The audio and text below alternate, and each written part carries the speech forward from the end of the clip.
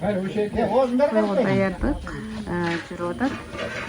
Улуулар отуруп талкуулап атышат, канча киши барабыз тойго, кандай машина менен барабыз деп чимитип отурушуп алып.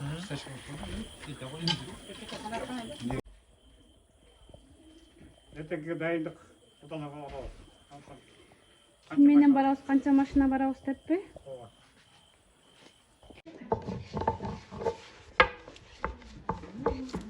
Сыртта мөөп кетти деп атпайбы?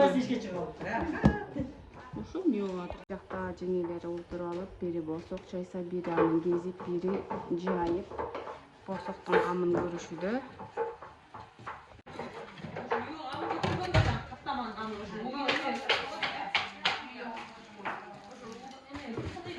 Бул кемеге там.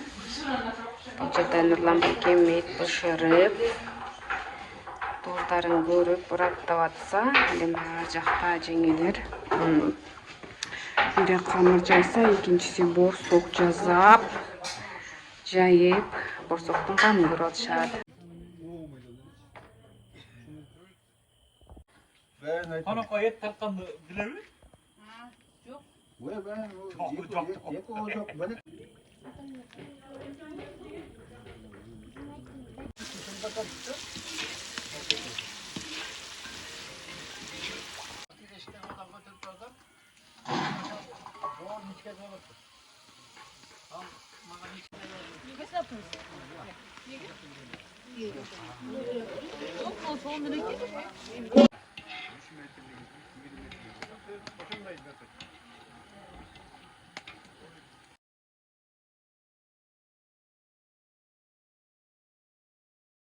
Günere nimesi?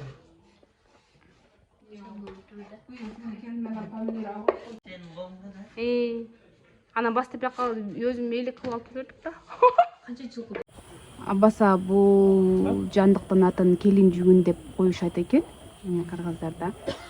Анан биз тойго даярдык көрүп атканда, ан бери бул келин жүгүн жашап жүрөт ушул жакта.